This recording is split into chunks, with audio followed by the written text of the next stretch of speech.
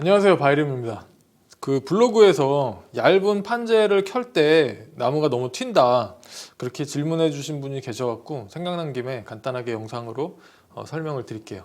질문 내용은 그 제가 썰매 만든 블로그 포스트에 그 썰매용 레일을 9mm 자작합판을 썰어서 사용을 하는데 이렇게 딱 맞게 썰어 놓죠. 자, 근데 이거를 썰 때 이제 너무 튄다고 말씀을 해주셨어요. 근데 이제 저는 9mm 말고 4mm짜리 비치합판인데 얘가 이렇게 지금 오징어처럼 휘어 있거든요.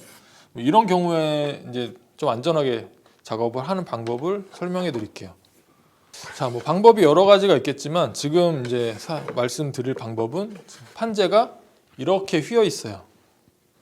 판재를 자를 때 이렇게 뒤집어서 이렇게 자르게 되면 중간이 뜨죠. 중간이 뜨는 것보다 양쪽이 뜨는 게 더 안전해요. 중간이 뜨게 되면 잘라 나갔을 때 앞에 나간 나무 목재가 아래로 떨어지면서 턱 같은 데 걸릴 수도 있고 이 중간을 눌러주지 못해서 계속 진동이 생기는 경우가 있어요. 그래서 지금 제가 한번 잘라 볼게요. 자, 먼저 작업을 설명드리면 이 판재를 좀 잘 눌러줄 수 있는 푸시 스틱이 필요해요. 그리고 이 푸시 스틱은 이 판재 두께를 커버할 수 있게 얕은 턱이 있어야 되는 푸시 스틱이겠죠. 그래서 이런 푸시 스틱을 준비하시고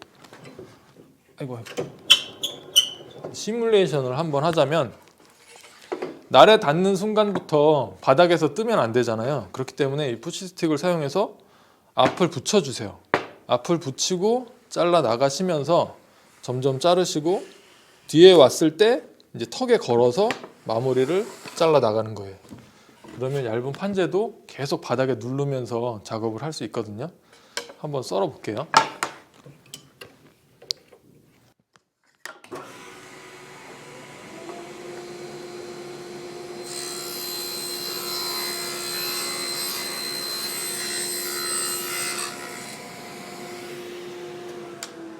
이렇게 휘어진 판재였지만 지금 써는 거 보셨을 때 뭐 소리가 튀거나 진동이 생기지 않고 썰어냈잖아요.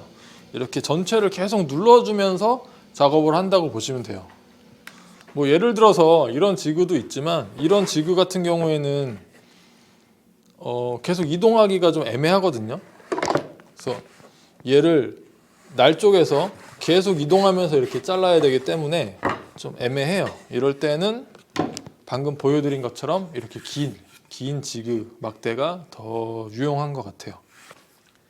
이 방금 사용한 밀대를 설명드리면 이렇게 길고 밑에 가죽을 붙여놨어요. 이게 그립도 잘 나오고 진동도 막아줄 수 있게. 그리고 가끔 밀대도 같이 좀 잘라야 되는 경우도 있지만 이 밀대는 이제 가죽을 붙여놨으니까 자르지 말라고 이렇게 표시를 해놨죠. 그리고 얇은 판재를 사용할 수 있도록 뒤에 턱도 굉장히 얇죠.